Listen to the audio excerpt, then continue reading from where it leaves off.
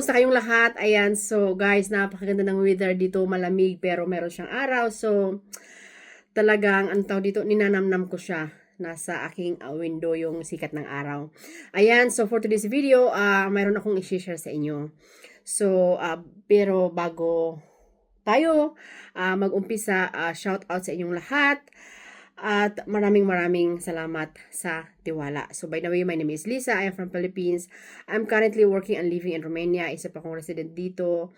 Mayroon pa akong agency dito. Mayroon din po akong mga partner in case na kailangan po natin. So rest assured, we are legit. Ayan, so tawag dito. Guys, ang i-share ko sa inyo na video ngayon ay napaka-importante para sa ating lahat ng mga OFW. Alam nyo, sa totoo lang, wala tayong maituturing na kaibigan pagdating dito sa abroad.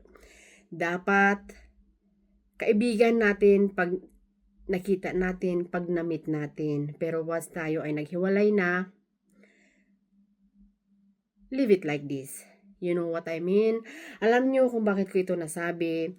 Mayroon sa ating nag-message, isa siya sa kakilala ko dito sa Romania. So, dalawa sila sa bahay. And, mayroon silang apartment na bigay ng kanilang amo. So, ibig sabihin, dalawa silang live out. Pagkatapos ng trabaho nila, ay umuwi sila sa kanilang apartment. Okay? So, dahil nga sa inaakala nila, dahil sa magkaibigan sila, syempre, lahat kasi tayong mga Pilipina, ang dali nating magtiwala, di ba? Ang dali nating magtiwala. Sorry. Baguhin po natin ito. Kasi bakit? Si Kabayan, sinabi na niya lahat sa kanyang kasama, sa kanyang kapwa Pilipina, ang about sa personal na pagkatao niya. At sinabi din niya na mayroon siyang boyfriend dito sa Romania. Okay? So, mga bago pa lamang po sila dito sa Romania. 6 months at ang isa ay 7 months. Ngayon, alam niyo kung bakit ko ito nasabi.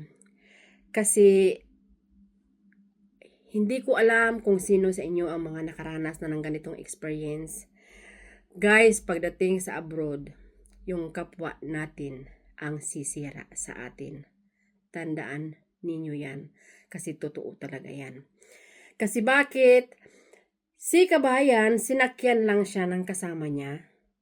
I mean, kunwari ang kasama niya concern, kunwari nakikinig. Ngayon, sabi na isang kabayan, "Uy, yung boyfriend ko, gusto niya pumunta sa apartment natin. Sa palagay mo, okay ba?" Diba? Ngayon, yung kasama niya, syempre, okay. Akala kasi ni Kabayan na totoo. So, nag-okay siya. Oo, dalhin mo, papuntahin mo. Bakit naman hindi? Ganon, diba? Ang nangyari, to make the story short, nandun na yung boyfriend sa apartment na nabigay ng employer, nasa apartment na tinitirahan nila. Okay? Dumating ang employer na lalaki. Dito na nagka-problema kasi pinaimpake agad si Kabayan. Okay? So, saan nanggaling ang kwento? Saan nanggaling ang chismis? Saan nalaman ng employer? Kayo na po ang sumagot.